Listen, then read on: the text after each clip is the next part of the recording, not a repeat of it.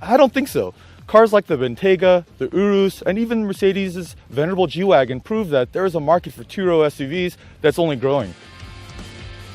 Since the Q8's all new, there's really no previous model to go off of on appearance, but compared to Audi's other SUVs, there's a lot of changes. This angular design is all new, and in particular, Audi files specifically will notice the vertical strakes. Audi calls this a mask, and this particular model has the black optic package, which makes this surround black.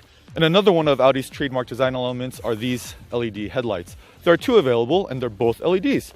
The standard model just uses traditional LED elements, and they basically work like bi-xenon or a halogen light. But the option headlight is the HD matrix beam headlights, and that uses a lot more LEDs to selectively turn on and off to be able to direct the light beam where it needs to go. Unfortunately, that functionality is not available in the United States.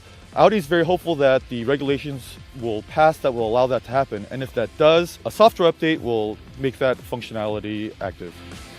Here on the side of the Q8, it's pretty much typical Audi. A lot of good body creases, the lines all flow very well. One of the things that Audi was very specific about mentioning is this C-pillar, this rearmost buttress, if you will. It's supposed to look like the same C-pillar angle on Audi's famous Sport Quattro rally hatchback. Honestly, it does look good, and the benefit of it is it has a high roofline to keep headroom really good for rear seat passengers. Another thing that they have is frameless doors, just like their sports cars.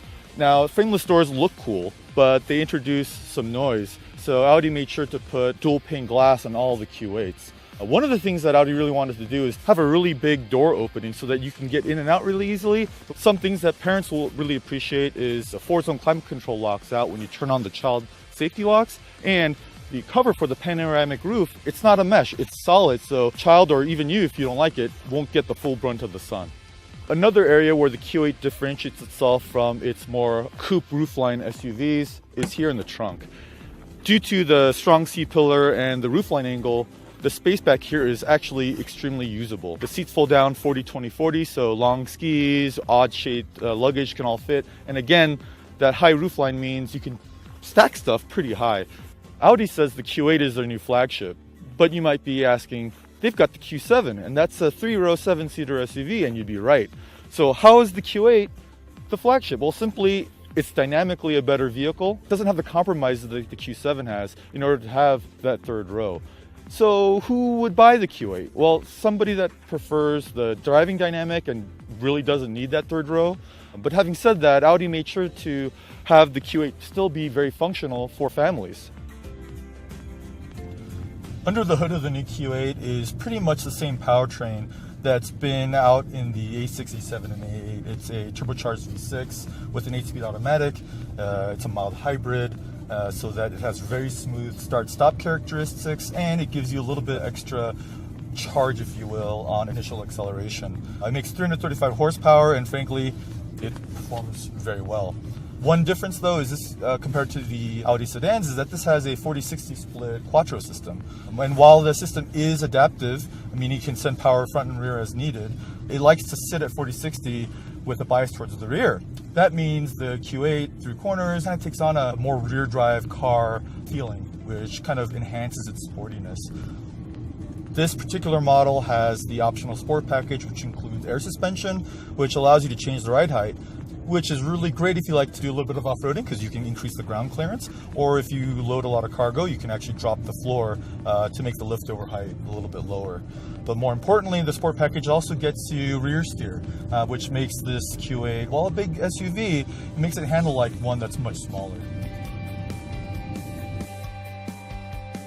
Having been in the car for over 8 hours, I feel like I've drawn a fairly good conclusion about the new 2019 Audi Q8.